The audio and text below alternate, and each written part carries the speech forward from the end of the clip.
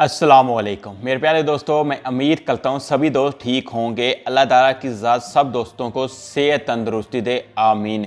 दोस्तों आज की ये तो मैं वीडियो बनाने जा रहा हूँ। मे भी इस वीडियो के बाद बहुत से तो मेरे ट्रैवल एजेंट दोस्त हैं पाकिस्तान में या यूएई के अंदर, तो मेरे दोस्त हैं वो मुझसे नाराज़ भी होंगे।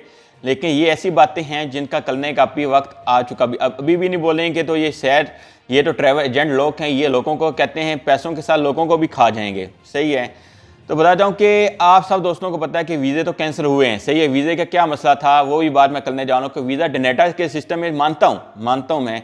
ओके, सिस्टम में कुछ एप्लीकेशन रिजेक्ट हुई हैं। ओके, वो 20% एप्लीकेशन रिजेक्ट हुई हैं, मानता हूँ, वो तो नॉर्मल रूटीन में भी होती हैं। सही है, लेकिन यकदम इतनी एप्लीकेशनें क्यों रिजेक्ट हुई हैं? और कुछ लोगों के वीज़े 25-25 दिन 30 दिन वीज़े पड़े हुए थे, उसके बाद उनके वीज़े रिजेक्ट हुए हैं। क्यों हुए, वजह क्या है? तो वजह कुछ ऐसी है कि जो मेरे पैसे के कुछ भाई दोस्त हैं वहाँ पे बैठे हुए हैं पाकिस्तान में, या तो टैपिंग कर रहे होते हैं, बैठे होते हैं टैपिंग कर रहे होते हैं। सही है, एप्लीकेशन सही है, उनके अंदर वो नाम के स्पेलिंग की मिस्टेक कर जाएंगे, पासपोर्ट की मिस्टेक कर देंगे, उनके एड्रेस की मिस्टेक कर देंगे। तो आईडी कार्ड पे होता है वो पासपोर्ट के साथ मैच नहीं हो रहा होता है, तो पासपोर्ट पे होता है वो आईडी कार्ड के साथ मैच नहीं हो रहा होता है। सही है, पाकिस्तानियों बाकी और किसी कंट्री के वीज़े क्यों रिजेक्ट हुए हैं इतने? सबसे ज़्यादा पाकिस्तानियों के क्यों रिजेक्ट हो रहे हैं? सिर्फ वजह ये है कि एजेंट लोगों को सिर्फ और सिर्फ पैसों से गर्ज है कि पैसे लें और बस खलास।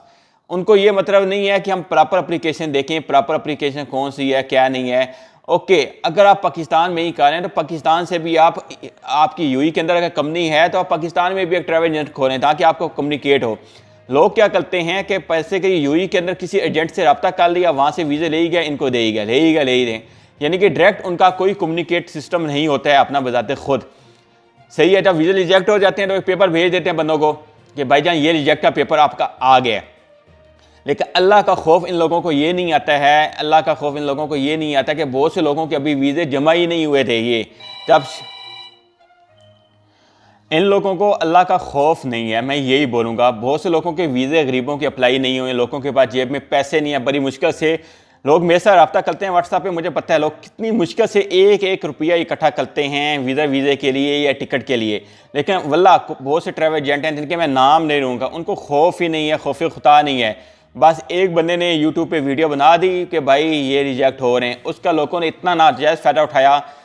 जिन लोगों के वीज़े उन्होंने एप्लीकेशनों पे उसको री-एडिट किया है। बहुत सी एप्लीकेशनें मेरे पास ऐसी आई हैं जो री-एडिट हुई पड़ी हैं। यार खौफ खुदा करो भाई, आपने भी कब्र में जाना है, खौफ करें, ऐसे लोगों के साथ ना करें भाइयों, कल आपने भी मरना है यार।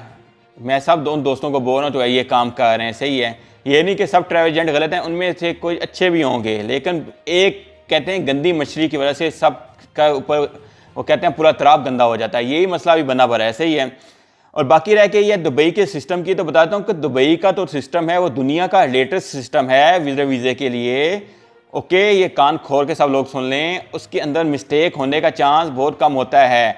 कोई ऐसी सिक्योरिटी रीज़न हो सकती है जैसे वीज़ा रिजेक्ट हो, लेकिन मैक्सिमम तो मिस्टेकें होती हैं वो ट्रैवल एजेंटों की खुद की मिस्टेक होती हैं, वो प्रॉपर फिलिंग नहीं करते हैं एप्लीकेशन फॉर्म।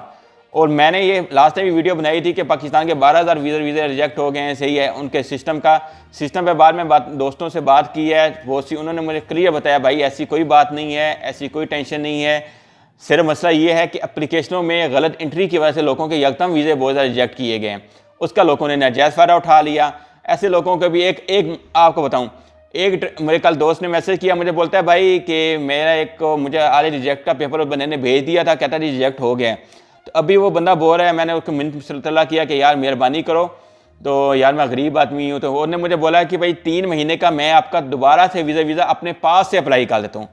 मैं कहा जी ऐसा कौन सा ट्रैवल एजेंट है तो 50,000 की रकम अपने पास से अप्लाई कर सकता है? मैं कहा इसका मतलब भाईजान उसने आपका वीज़ा अप्लाई नहीं किया था। बात करने का मकसद ये है सिर्फ कि यार उन लोगों को मैं कहता हूँ कि गरीब लोगों का ख्याल करो यार।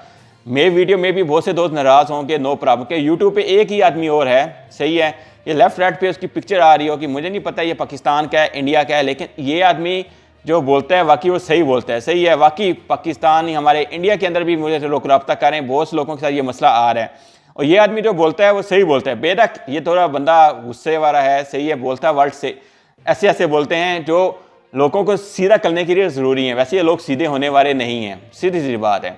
इसलिए मैं रिक्वेस्ट एक ही करता हूँ आप दोस्तों भाइयों के साथ कि भाई किसी बंदे को देख समझ कर पैसे दें, हर बंदे पे यकीन इतबार ना करें वीज़ा लेने के मामले में, मेहरबानी करें।